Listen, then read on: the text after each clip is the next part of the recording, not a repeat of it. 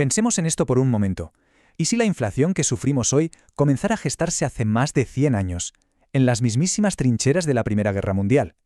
Suena increíble, pero es que el último siglo, que parece una sucesión de crisis sin conexión, en realidad no lo es. Lo que vamos a hacer es descubrir esa cadena, ese efecto dominó que conecta cada uno de estos desastres. Veremos cómo una ficha empuja a la siguiente sin descanso. Esa es la pregunta del millón, claro. Aquí no se trata de hacer una lista aburrida de desastres año por año, no. Lo que buscamos es ese hilo invisible que los cose todos. Esa reacción en cadena que al final ha moldeado el mundo en el que vivimos. Y para encontrar el origen de todo, el punto de partida, pues hay que viajar a la primera gran ficha de dominó. Y esa primera ficha es, como no, la Primera Guerra Mundial. Ojo, no fue solo una guerra más. Fue un auténtico cataclismo. Fue el evento que hizo saltar por los aires el viejo orden mundial y que dejó una herida abierta, una inestabilidad que iba a marcar todo lo que vino después. 10 millones. Paremos un segundo a pensar en esa cifra. 10 millones de muertos. No es solo un número, es una generación entera aniquilada. Y si a eso le sumamos casi 30 millones de heridos, es que estamos hablando del colapso total, no solo de ejércitos, sino de algo mucho más profundo, la fe en el progreso. Todo ese optimismo del siglo XIX se ahogó, literalmente, en el barro de las trincheras. Y lo más irónico de todo es que justo aquí, en el momento de firmar la paz, es donde se planta la semilla de la siguiente gran guerra. El Tratado de Versalles, que fue impulsado sobre todo por un deseo de revancha, especialmente por parte de Francia, no solo ahogó a la economía alemana, fue mucho peor. Creó una herida, una humillación nacional tan profunda, que se convirtió en el alimento perfecto para el resentimiento. El caldo de cultivo ideal para que, años más tarde, surgieran las ideologías más terribles que se puedan imaginar. Claro, esa paz tan dura tuvo consecuencias económicas inmediatas. Imaginen el panorama. Deudas de guerra gigantescas, reparaciones que eran imposibles de pagar. Era, literalmente, un cóctel explosivo. Y la mecha ya estaba encendida, a punto de hacer estallar todo, no solo en Europa, sino a escala global. Fijémonos bien en la secuencia, porque es que es una línea recta hacia el desastre. Todo arranca en 1919 con la firma de Versalles. Pasan solo 4 años y en 1923 Alemania está hundida en una hiperinflación brutal, de esas en las que el dinero vale menos que el papel en el que está impreso. Toda esa inestabilidad, claro, no se queda en Europa. Cruza el Atlántico y va preparando el terreno para el golpe de gracia, el crack de Wall Street del 29. Y con el crack llega la Gran Depresión. Aquello que empezó con el famoso Jueves Negro fue muchísimo más que una simple crisis en la bolsa. Fue una década entera de miseria a nivel mundial. Paro masivo, gente en la indigencia. De nuevo, se crea el caldo de cultivo perfecto para que las ideologías más extremas, como el fascismo, ganaran terreno. Así que la siguiente ficha de dominó estaba cantada. La Segunda Guerra Mundial cae, y lo hace como la explosión final de todas esas tensiones que se habían ido acumulando. Pero su final tampoco trajo la paz. Lo que trajo fue un tablero de juego completamente nuevo, una reestructuración total del poder mundial. La escala de la destrucción es que es difícil de imaginar. Fue algo bíblico. Millones de edificios hechos escombros, industrias enteras desaparecidas. Y mientras Europa y Asia estaban en ruinas, al otro lado del charco, una superpotencia no solo estaba intacta, sino que era más fuerte que nunca, Estados Unidos. Para que nos hagamos una idea, en 1945 producían más de la mitad de los bienes de todo el mundo. ¡Una barbaridad! Y el mundo, literalmente, se partió en dos. Por un lado, teníamos el bloque occidental, con Estados Unidos a la cabeza, su sistema liberal y el apoyo de organismos como el Fondo Monetario Internacional. Y por el otro, el bloque del Este, claro, liderado por la Unión Soviética y su modelo socialista. Dos sistemas, dos mundos, condenados a enfrentarse durante las siguientes décadas. 13.000 millones de dólares de la época. Esa es la cifra del Plan Marshall. Y no fue solo un acto de generosidad, ni mucho menos. Fue una de las jugadas maestras de la geopolítica.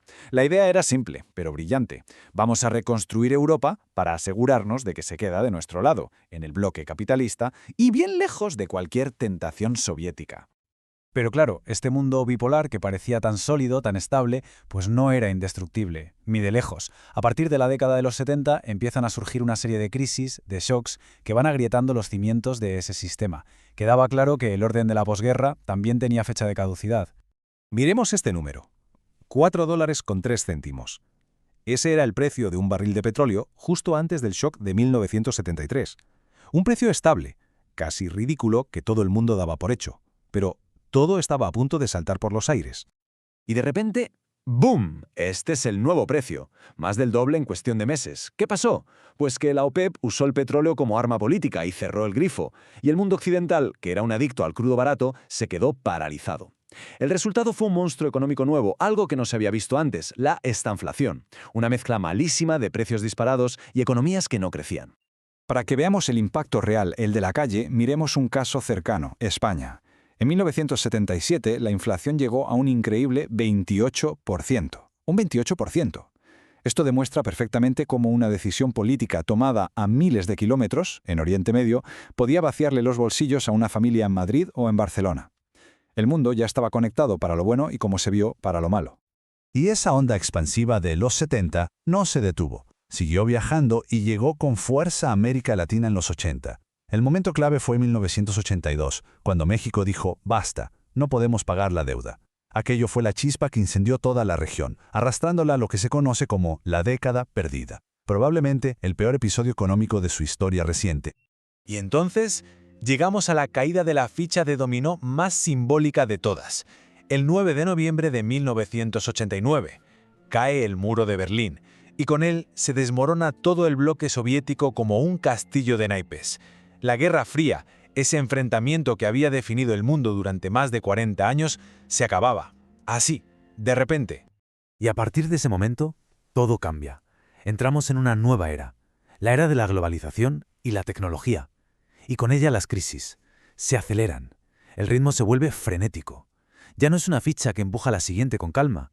Ahora es una cascada, un efecto en cadena rapidísimo, interconectado y sobre todo global. El primer gran aviso de esta nueva era llegó en el 97. Empieza con la devaluación de una moneda, la de Tailandia, y eso provoca un colapso en cadena por toda Asia. De hecho, se la bautizó, y con mucha razón, como la primera gran crisis de la globalización. Fue la primera vez que vimos de forma tan clara lo expuestos que estábamos todos a todos. Y casi sin darnos cuenta, llega la siguiente, la euforia por la tecnología, la burbuja de las .com. El índice Nasdaq subió un 400%, una locura, para luego desplomarse un 78%. En solo 2 años se esfumaron 5 billones de dólares del mercado, una fortuna que se evaporó así en el aire digital. Pero la verdadera gran crisis de esta nueva era llegó en 2008. Todos la recordamos.